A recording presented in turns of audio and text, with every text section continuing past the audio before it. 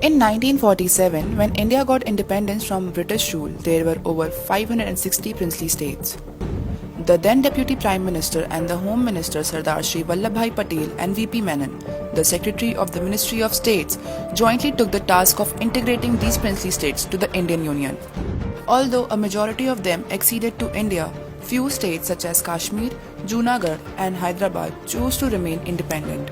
The state of Hyderabad was the richest and the largest among all the princely states ruled by the 7th Nizam Mir Osman Ali Khan.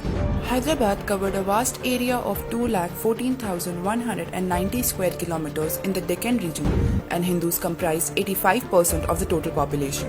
The Nizam thwarted the idea of accession to India and with the support of Muhammad Ali Jinnah resisted joining the Indian Union. Qasim Rizvi, a local political leader and an advisor to the Nizam, encouraged him to refuse a merger. The Nizam turned down repeated requests by Patel for accession. A standstill agreement was signed on November 1, 1947 with the Nizam and India, promising to maintain a status quo in Hyderabad for 1 year. During this period, fearing a civil uprising, the Nizam sought help from Qasim Rizvi, who established an organization called the Majlis-e-Ittehadul Muslimin and mobilized a militia called Razakars.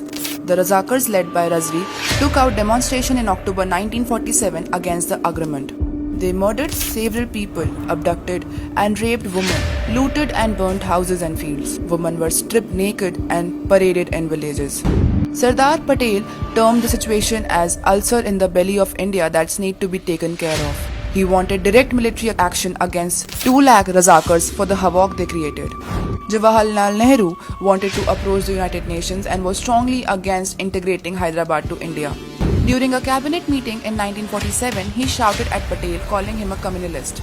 Lieutenant General E.N. Godard, Commander-in-Chief of the Southern Command, led the plan to pin down the state from Vijayawada in the east, led by Major General Ajit Rudra, and Solapur in the west, led by Major General Jayanto Nath Chaudhary. September 13 was the date fixed for Operation Polo. The Indian force entered the state in early morning hours of 13 September and the first battle took place at Naidurg Fort in Solapur. On the second day of the operation under the command of Major General D.S. Brar, the Indian force captured Aurangabad, and on the third day, airstrikes were carried against the state army. On day 4, the Indian force overpowered the Razakars with their 75mm pistols, and on 17 September, the 5th day of the operation, Mir Osman Ali summoned India's Agent General to Hyderabad, K.M. Munshi, and surrendered to India by evening. Rizvi was arrested and jailed for life, and in 1957, Nehru would release him on a condition that he would migrate to Pakistan. He handed over whatever was left of Majlis-e-Ittehadul Muslimin to Abdul Wahid Owaisi, grandfather of Owaisi brothers. Had it not been for Sardar Vallabhbhai Patel, India would have had another large wound right at the center. The Iron Man of India averted yet another tragedy that could have happened because of Nehru. The nation salutes Sardar Vallabhbhai Patel on Hyderabad Annexation Day.